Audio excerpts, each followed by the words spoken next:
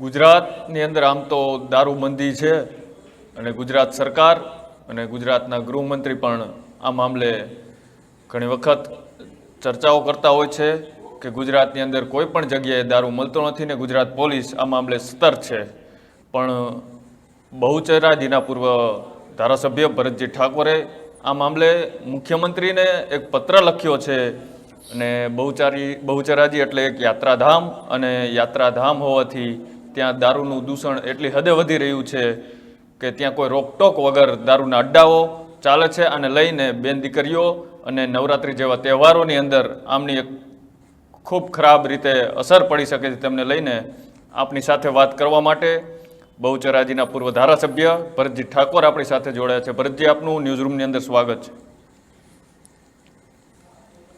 જી ભરતજી, આપ જ્યારથી ઠાકોર સેનાની શરૂઆત થઈ તેમાં આપ જોડાયેલા હતા અને તમારી કદાચ આ જ માંગ સાથે તમે આખા ગુજરાતની અંદર પ્રદર્શન પણ કર્યું હતું ને લોકોને જાગૃત કરવાની માંગ સાથે તમે આગળ વધ્યા હતા. પણ હજી પણ ગુજરાતની અંદર ઘણા વિસ્તારોની અંદર દારૂની અડ્ડાઓ ચાલે છે, દારૂની ભઠ્ઠીઓ ચાલે છે. તેને લઈને અવારનવાર મુખ્યમંત્રીને રજૂઆત કરવામાં આવતી હોય છે. તો એ બાબતે આજે આપે પણ એક મુખ્યમંત્રીને પત્ર લખીને આ બાબતે કોઈ પગલાં લેવાની માંગ કરી છે. શું છે સમગ્ર ચર્ચા? જે પ્રમાણે ગાંધીના ગુજરાતની અંદર દારૂબંધીની વાતો તો ઘણી બધી થાય છે, પરંતુ યાત્રાધામ બહુચરાજી ખાતે જે પ્રમાણે દારૂના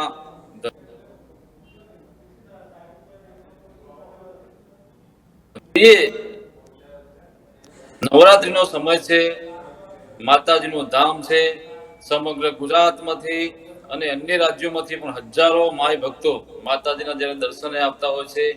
અને આ જ યાત્રાધામની અંદર ખુલ્લે આમ બે રોકટોક જાહેરમાં જગ જાહેરની અંદર આ દેશી દારૂનો વેપલો ચાલતો હોય એટલે માતાજીના ધામને એક બટ્ટો લગાડે એવી પરિસ્થિતિનું નિર્માણ થયું છે. ત્યારે મારું તો ચોક્કસ માનવું છે કે 2012 થી અમે ઠાકોર સેનાની અંદર પણ દારૂબંધી માટે ખૂબ લડ્યા હતા.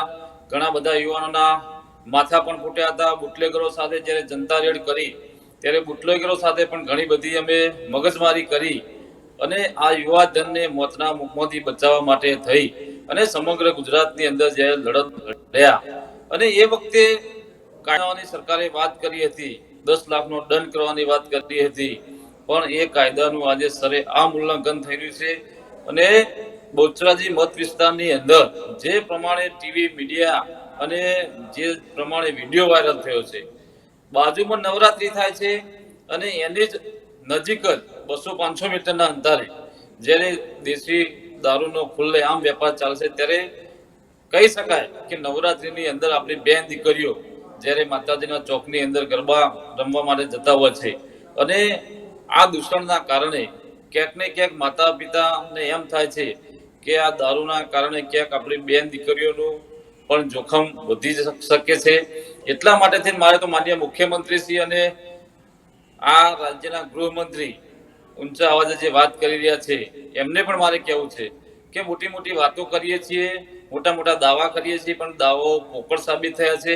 આજે સમગ્ર ગુજરાતની અંદર ખુલ્લે આમ દારૂ વેચાય છે, તંત્ર પોલીસ તંત્ર મૌન થઈને બેઠું છે. ત્યારે મારે મુખ્યમંત્રીને કહેવું છે કે તાત્કાલિક ધોરણે આપ લાગુ પડતા અધિકારીને સૂચના આપી અને બહુચરાજી માતાજીના ધામની અંદર અને મારુતિઓની હોન્ડા જેવા મહા પ્લાન્ટ આવ્યા હોય ઓટોમોબાઈલના અને આટલું મોટું દૂષણ ચાલતું હોય એ આ ગુજરાત રાજ્ય માટે ખૂબ શરમજનક બાબત છે. અને ખાસ તો માં બહુચરનું ધામ છે એટલે આ ધામને બટ્ટો લગાડે એવી પરિસ્થિતિનું જે નિર્માણ થયું છે ત્યારે તાત્કાલિક ધોરણે બહુચરાજીની અંદર જે પણ 15-20 અડ્ડાઓ ચાલે છે એ બંધ કરવા માટે માનનીય મુખ્યમંત્રીશ્રીને આજે લેખિત રજૂઆત કરી છે. જી ભરતજી, પણ આ દારૂ પકડવાનું કામ એ ગૃહ વિભાગની અંદર પોલીસ ડિપાર્ટમેન્ટનું આવતું હોય છે, તો ત્યાંના એસપીની આ બાબતે તમે ચર્ચા કરી છે એસપી જોડે, અથવા તો શું એસપી આવા લોકોની પકડમાં નથી કે શું ત્યાં એક હપ્તાખોરી પણ ચાલે છે પોલીસ ડિપાર્ટમેન્ટમાં? એનાથી આ કોઈ રોકટોક વગર દારૂઓ ત્યાં ભઠ્ઠીઓ ચાલે છે ને દારૂઓ વેચાય છે? જે પ્રમાણે આપણે વાત કરી કે પોલીસની જવાબદારી બનતી હોય છે અને કાયદો અને વ્યવસ્થા જાળવવી એ પોલીસની ખરેખર એના અંડરમાં આવતું હોય છે, ત્યારે મારું ચોક્કસ માનવું છે કે આમ પ્રજાને જો ખબર હોય, મીડિયાને જો ખબર હોય કે બહુચરાજીની અંદર બસ સ્ટેન્ડની સામે દારૂ વેચાતો હોય, નવરાત્રીના મેદાનની બાજુમાં વેચાતું હોય, કે ચાહે કોઈ પણ જગ્યાએ વેચાતું હોય, તો પોલીસ પાસે તો લિસ્ટ હોય છે.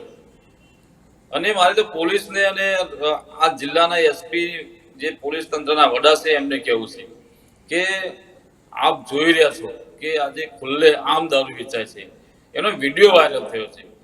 તો પોલીસને તો બધી ખબર જ હોય છે, પણ આપણે કહ્યું ને કે ક્યાંક ક્યાંક નાની મોટી શોર્ટકટના કારણે આ બુટલેગરો આ દારૂના વેપારની અંદર એ લોકો તમે જુઓ છો કે બે રોકટોક આ યુવા ધનને બરબાદ કરવા તરફ જઈ રહ્યા છે આ બુટલેગરો.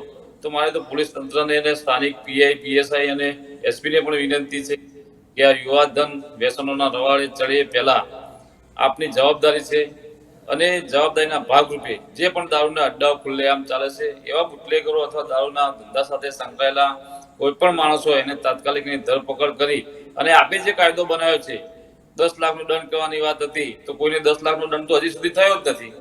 તો પોલીસ તંત્રને વિનંતી છે કે આપ જેમ બને તેમ આ નવરાત્રીનો સમય છે અને સામે દિવાળી આવેલી છે, તો જે પણ આ દારૂના ધંધા સાથે સંકળાયેલા છે એવા લોકોને જેલના હવાલે કરો અને યુવા ધનને જે આ વ્યસનના રવાડે ચડી રહ્યા છે. અને ખાસ તો દારૂના કારણે બીજા પણ ઘણા બધા બનાવો બનતા હોય છે.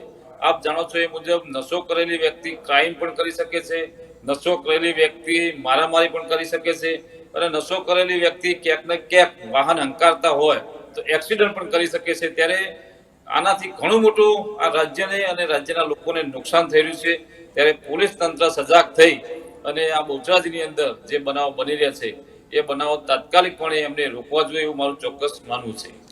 ભરતજી, અવારનવાર ધારાસભ્યો અને પૂર્વ ધારાસભ્યો દ્વારા તંત્રને અને સરકારને રજૂઆત પત્ર લખીને કરવામાં આવતી હોય છે. થોડા સમય માટે આ અડ્ડાઓ બંધ થઈ જાય છે, પણ આનું કાયમી નક્કર પગલાં ક્યારે લેવામાં આવશે? તમારા સાથી મિત્ર જિગ્નેશ મેવાણીએ પણ આજે કચ્છની અંદર દારૂના અડ્ડાની ભઠ્ઠીઓના નામ સહિત પત્ર લખ્યો છે, પણ જ્યારે પત્ર લખવામાં આવે ત્યારે થોડા દિવસ માટે ત્યાંના સ્થાનિક પોલીસ તંત્ર સતર્ક થઈને થોડા દિવસ માટે આ બધું બંધ થઈ જતું હોય છે, અને ફરી 15-20 દિવસ પછી આને આ રાબેતા મુજબ દારૂની ભઠ્ઠીઓ ચાલુ થઈ જાય છે. મારું તો આની અંદર ચોક્કસ એવું માનવું છે કે સરકારની એક આવક ઉભું કરવાનું સાધન બની ગયું હોય એવી પરિસ્થિતિનું નિર્માણ થયું છે.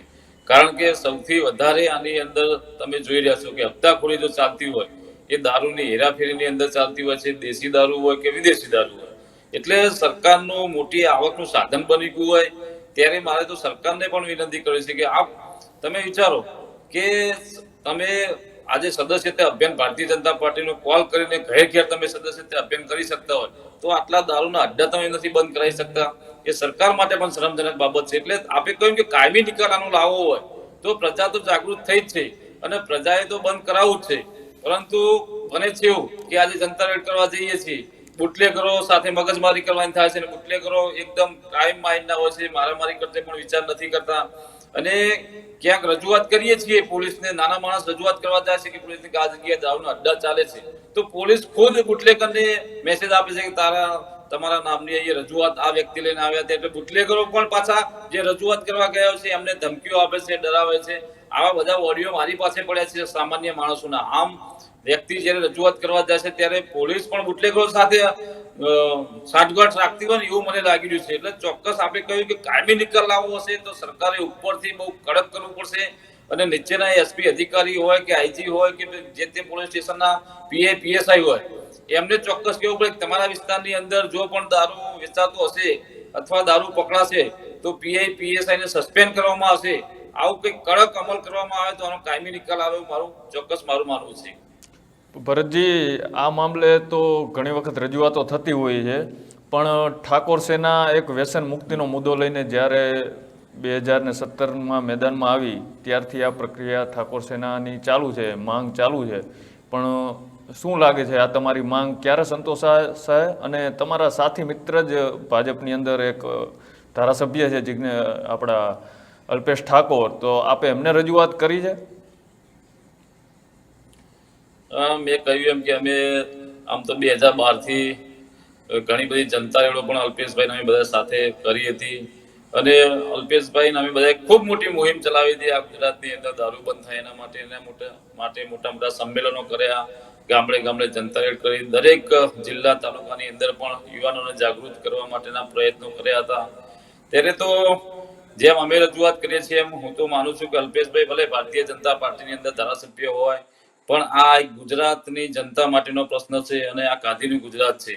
તો અલ્પેશભાઈને પણ વિનંતી છે કે આપ જે મુહિમ લઈને નીકળ્યા હતા આપણે બધા સાથે, એ મુહિમને આપણે આગળ વધારી અને આ ગુજરાતની અંદર સંપૂર્ણ દારૂબંધી થાય અને આ યુવા ધન જે નશાના રવાડે ચડ્યું છે. આપ જાણો છો કે ઘણી વખતે તો લઠ્ઠાકાંડ થાય છે ને એ લઠ્ઠાકાંડની અંદર 10 ને 15 વ્યક્તિઓના મોત નીપજે છે અને એની અંદર એમના પરિવારો પણ નિરાધાર બની જાય છે.